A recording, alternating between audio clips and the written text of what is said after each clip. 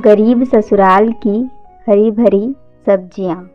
छोटे से गांव में रहने वाली सीता की शादी पास के ही गांव में एक छोटे से परिवार में हुई थी।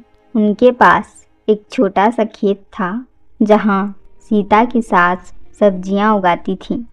मगर जो चीज़ सबसे खास थी वो थी सास के हाथ की हरी भरी सब्जियां।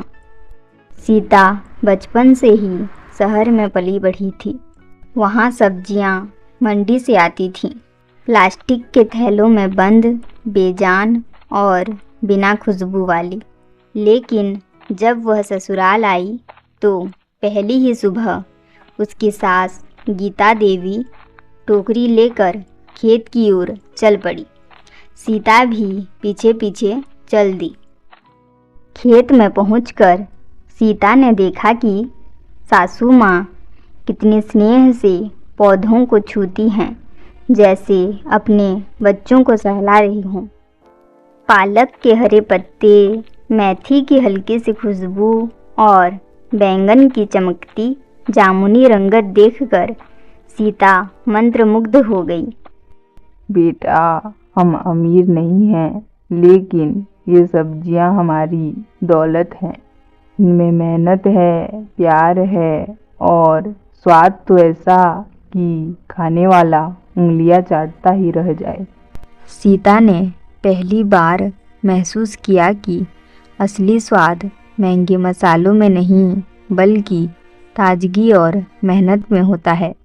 जब सास ने ताजी तोड़ी सब्जियों से बना सादा खाना परोसा, रोटी, साग और थोड़ी सी चटनी, तो सीता माँ के हाथ का खाना भी भूल गई।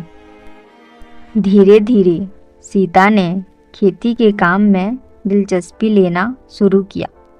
उसने जाना कि पालक को सुबह के समय तोड़ना चाहिए, भिंडी को ज़्यादा पानी पसंद नहीं और नीम के पत्तों से कीड़े दूर रहते हैं। अब वह खुद भी खेत में काम करने लगी थी। हरे रंग की कई परछाइयाँ उसके जीवन में हरियाली भरने लगी थीं। एक दिन सीता के मायके से उसकी माँ आई। उन्होंने जैसे ही खाना चखा, हैरानी से बोली, सीता, ये स्वाद तुम्हारे हाथ में कहाँ से आ गया?